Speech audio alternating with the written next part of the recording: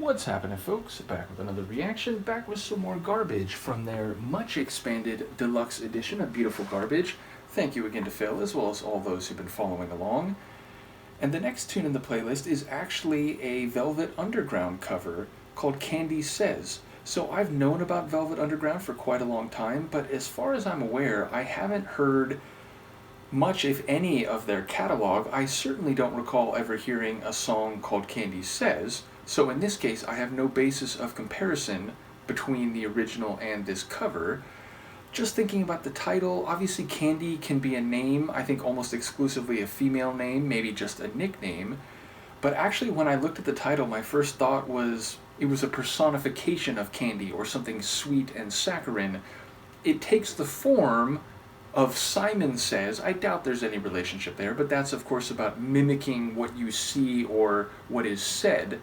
So there could be a connection there. But again, this is a Velvet Underground song, and I'm assuming that the lyrics here will not be altered. Obviously there could be some differences, but expecting it to be a straightaway cover, this is not something that Shirley would have written, so Shirley.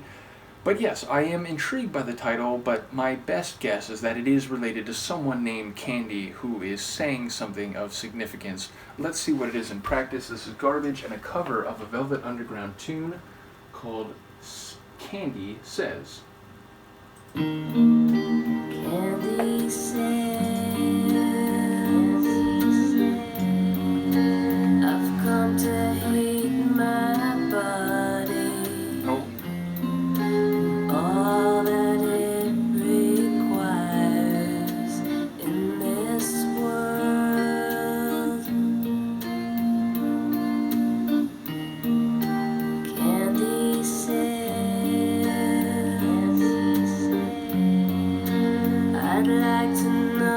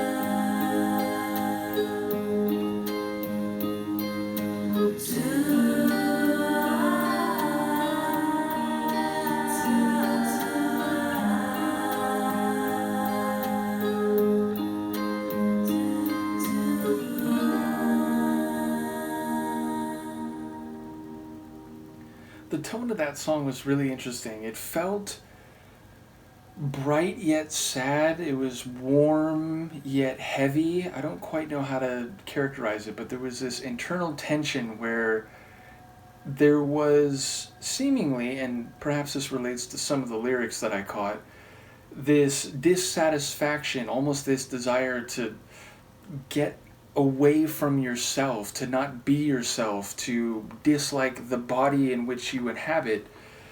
But there was also this sort of light flow and feeling to the sonics and Shirley's vocal delivery, which was definitely, soft. Like her vocal delivery on this one had a very simple and soft elegance to it, but also it felt very, what's the right word? Not vulnerable, but it felt like there wasn't any drama to it. It was just, again, very straightforward and simple, but very enjoyable at the same time. And yeah, lyrically, again, the bits I caught sound like someone who, doesn't want to make decisions, doesn't want to be who they are or where they are, seemingly wants to escape to somewhere where they can just, not be a part of things, but also making reference to, the bluebird flying over their shoulder and, going past them, leaving them behind.